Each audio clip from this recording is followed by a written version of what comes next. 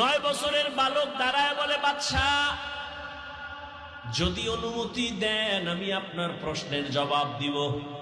বাদশাহ হারুন রশিদ তিনি একদিন রাস্তার রাজপ্রাসাদে অনেক বড় বড় আলেমরে দাওয়াত দিলেন।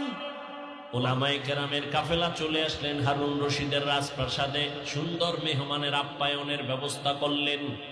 উলামায়ে কেরাম আপ্যায়িত হলেন, সব খাইয়ে লইয়া রাজপ্রাসাদে বসছেন।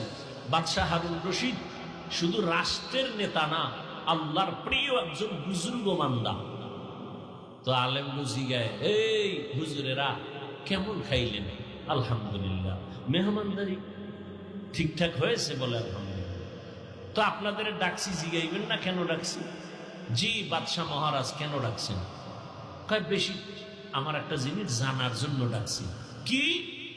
আমাকে আপনারা সমস্ত আলেমরা বলবেন, আজকে আমাকে ফতোয়া দিয়া যাবেন। আমি বাদশাহ হারুন রশিদ, আপনারা চিনেন তো? কাহা চিনি। আমাকে বলেন আমি জান্নাতি নাকি আমি জাহান্নামী, বাস এটার ফতোয়া দিয়া যাবেন, আর কিছু না। সব উলামায়ে কেরাম এক আওয়াজ দিলেন, কে জান্নাতি কে জাহান্নামী দুনিয়ার কোন আলেমের বলার ক্ষমতা নাই।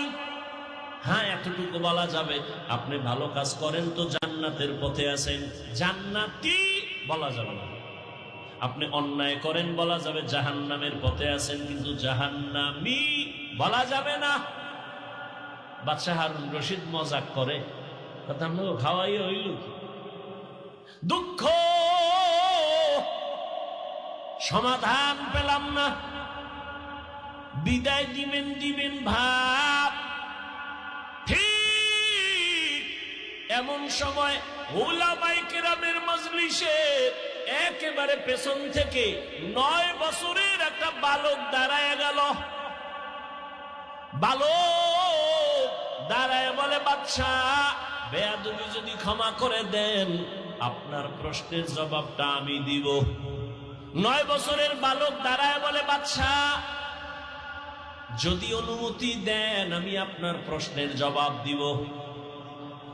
বাদশাহ হারুন রশিদ খুশি হয়ে কয়, দেও। দেও কইলে হইব না, সিস্টেম অনুযায়ী সামনে নিয়ে আসেন। উজিরে আজম তাড়াতাড়ি বাচ্চাটাকে সামনে আনো। 9 বছরের বালক দাঁড়ায় কয়, বাদশাহ প্রশ্নটা আবার করেন।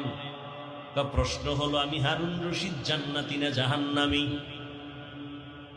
বাচ্চা 9 বছরের বালক কয়, জবাব দেওয়ার আগে আমার কথা আছে। বলো কি? যে প্রশ্ন করে সে বড় না যে জবাব দেয় সে বড়? বাদশাহ হারুন রশিদ কয়, জবাব